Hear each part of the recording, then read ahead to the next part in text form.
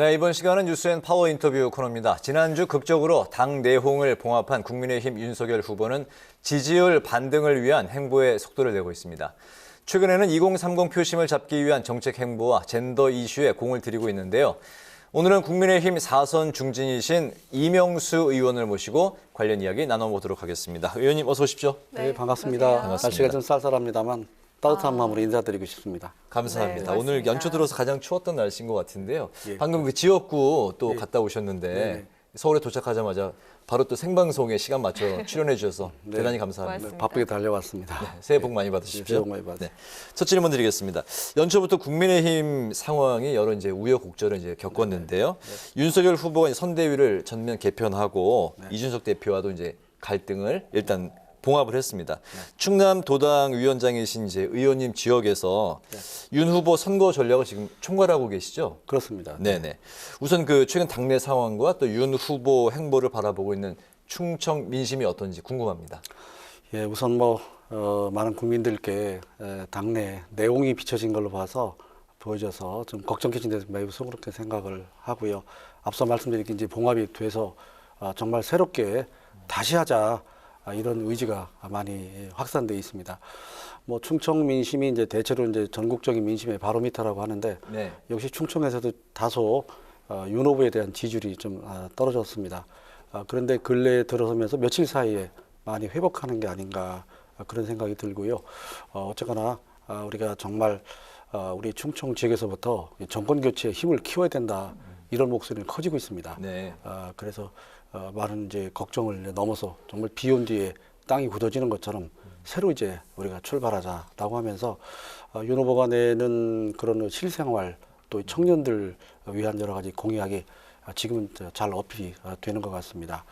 그렇지만 이 잠시 어떤 그런 반등의 기회는 잡았지만 아직 확실하게 반등한 게 아니기 때문에 특히 이제 앞으로 이 음력 설 두고 이게 굉장히 분수령이 될 것 같습니다. 네. 그 전에 지역의 여론을 그 당시에 처음에 우리가 많이 앞섰던 그 분위기로 다잡을 수 있도록 여러 가지 노력을 해나가겠습니다. 네. 네, 아까 지지율 말씀을 해주셨는데요. 그 사이에 또 국민의당 안철수 후보 지지율이 크게 올랐습니다. 단일화 없이는 정권 교체가 어려울 수도 있다라는 우려의 목소리도 솔직히 나오고 있죠.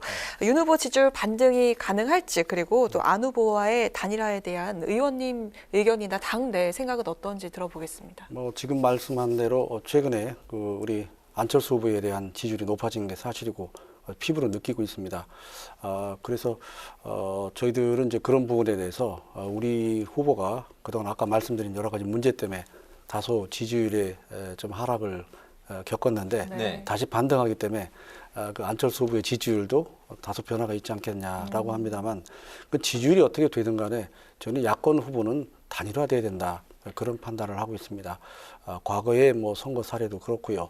또 가능하면 여권과 야권 이렇게 1대1 구도로 가는 것이 선거가 바람직하지 않겠냐 이렇게 보고 있는데 그거는 이제 후보자 본인들의 그런 생각도 있겠습니다만 그 자체도 국민적인 여론이나 그렇게 그 단일화에 대한 그런 요구가 과연 높아지는 것인가 하는 상황에 따라 달라질 수 있고요. 단순히 후보자만의 의견으로 결정되지는 않을 거라고 보고 있습니다. 서서히 새로 우리가 시작하면서 단일화의 필요성이나 중요성에 대한 얘기들은 목소리가 좀 커지고 있습니다. 다만 그거를 결정하는 이제 여러 가지 변수가 있겠습니다만 단일화의 시기와 내용과 방법을 어떻게 할 것인가 그런 데까지 구체적으로 얘기는 진행이 되고 있습니다만 앞으로의 추이라든가 그걸 충분히 고려해서 판단과 결정을 해야 되지 않나 이렇게 생각하고 있습니다. 네. 네. 후보자 본인들은 이제 단일화에 부정적인 아직 이제 입장을 내놓고 있습니다만 결국엔 단일화로 가야 된다. 그런 말씀을 하셨습니다. 국민의힘 입장에서는 풀어야 될 숙제가 이제 또 하나 있습니다. 바로 이제 원팀, 당내 원팀 과제를 또 이제 풀어야 되는 그런 상황이 있는 것 같은데요.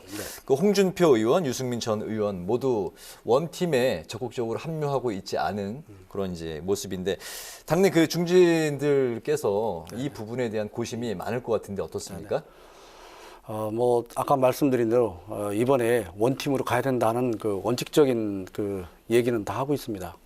다만 지금 말씀한 대로 일부 지난번에 경선에서 탈락한 분들이 아직까지 흔쾌하게 지금 동참을 안고 있는 것 같습니다만 그분들의 동향으로 보면은 개별적으로 지역 선대위에 직접 그 고문을 참여한다든가 이렇게 일부 참여를 하고 있습니다. 근데 이제 중앙 선대위에 참여를 안 하고 있다는 거죠. 네. 그런데 그분들도 나름대로 숙고하고 이 전국의 추이나 이번 대선의 중요성을 충분히 고려할 때 시간의 문제지 또 방법의 문제지 자연스럽게 원팀으로 되지 않겠냐 이렇게 보고 있고 우리 중진 의원 모임에서도 그런 노력을 좀 하도록 하고 있습니다. 뭐 어차피 우리 당에서 같이 우리랑 후보가 돼야 된다. 여기는 이견이 없습니다. 다만 이제 여러 가지 지난 경선 과정의 문제 그런 점들을 이제 생각하고 있는데 저희들은 잘 될 걸로 보고 있고 잘 되도록 노력을 하고 특히 이제 그때 지지했던 의원들이 조금 나눠졌지 않습니까? 네. 그때 지지했던 의원들이 이제 그 당사자분들한테 말씀을 하고 있고 그래서 잘 되도록 하겠습니다. 네. 네, 또 최근 들어서 윤석열 후보가 남성 청년층 표심을 잡기 위한 행보를 또 보여주고 있습니다. 네. 여가부 폐지 그리고 병사 월급 200만 원 등의 공약인데요. 이런 젠더 이슈 선점이 단기적으로 봤을 때는 지지율을 끌어올린 효과가 있겠지만 좀 장기적으로 봤을 때는 득보다는 실이 많을 거라는 분석도 나오고 있는데 의원님은 어떻게 보십니까? 글쎄, 뭐 그런 젠더 문제나 그런 거가 뭐 단순히 그 이제 그런 한두 가지 공약만 보면 그렇습니다. 전체적으로 보면 그걸 보완하는 그런 다른 공약들이 돼 있기 때문에 바로 어떤 특정한 그런 그 이 공약 하나만 보면 그렇게 판단할 수가 있겠죠. 예를 들면 여가부를 폐지하자는 것이 여성가족부 자체를 폐지하는 게 아니고 여가부의 그동안 활동이 너무 분열주의적이고 또 편파적이고 예를 들면 지난번에 박원순 시장이나 오거돈 시장의 그런 문제가 생겼을 때 제대로 역할을 못했어요. 그걸 비판하는 거기 때문에 지금의 여가부는 뭐 제가 보더라도 여러 가지 활동이나 그런 것이 문제가 많습니다. 평소에도 여가부하고 일을 해보면 좀 뭔가 일이 잘 안 돌아가는 그런 부처예요. 그래서 그거를 개선하고 거기에 이제 많은 행정수가 있지 않습니까? 여성 문제, 가족 문제.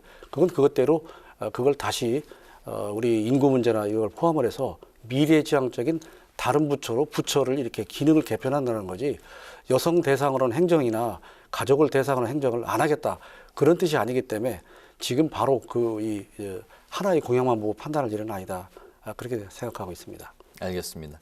의원님이 이제 의정활동 관련 내용을 이제 좀 이제 짚어보겠습니다. 현재 행정안전위원회 이제 소속이신데 지난주에 평택 대형 화재가 이제 발생하면서 이제 소중한 소방관 3명이 이제 목숨을 잃는 안타까운 사고가 있었습니다. 어떤 문제가 있었다고 보시고 또 재발 방지를 위해서는 또 어떻게 대책을 세워야 된다고 생각하십니까? 글쎄요, 뭐 거듭 이런 사고가 대형 물류 센터나 이런 창고에서 사고가 반복되는 것에 대해서 아주 근본적인 대책을 우리가 만들지 못하고 있구나 그런 거 하나 하고 또 하나는 이 소방관들의 이 안타까운 순직이 자꾸 반복되는 것에 대해서 다시 한번 우리가 크게 경각심을 가지고 정말 이런 일이 다시 생기지 않도록 여러 가지 제도적인 또 뭐 여러 가지 이 방안을 강구를 해야 되겠다.